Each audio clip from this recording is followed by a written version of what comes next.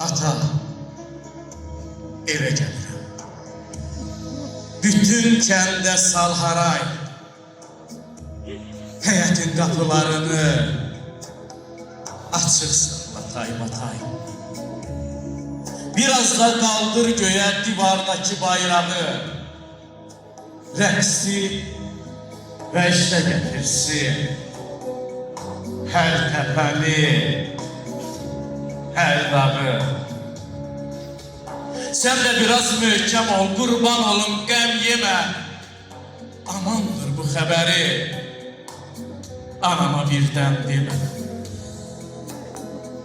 Yıxılıb azacaq, əl ayağını cızıb, ona görə komandir uşağı yerə yazır.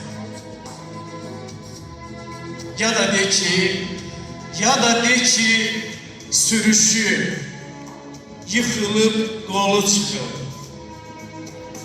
Ya da de ki, darıxı bizim üçün darıxı. O dözməz bu xəbərə. O dözməz bu xəbərə. Kimsə qəfildən desə, sən özün de.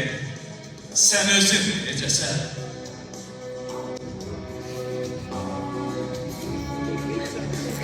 İndi isə son dəfə qucaqlaşaq gedirəm. Nə olar ayata, qulağıma pıçılda, səninlə fəxr edirəm. Qardaşıma söylə ki, sən igid qardaşsan.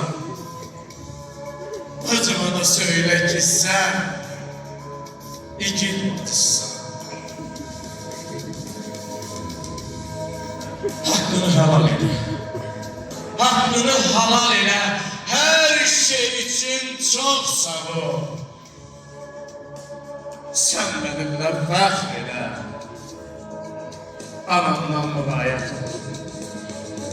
Əlvida, əlvida, əlvida bütün evin yükünü çəkən ada. Əlvida, əlvida, bir oğul tabutuna yükü çatmayan ata. Əlvida, əlvida, əlvida.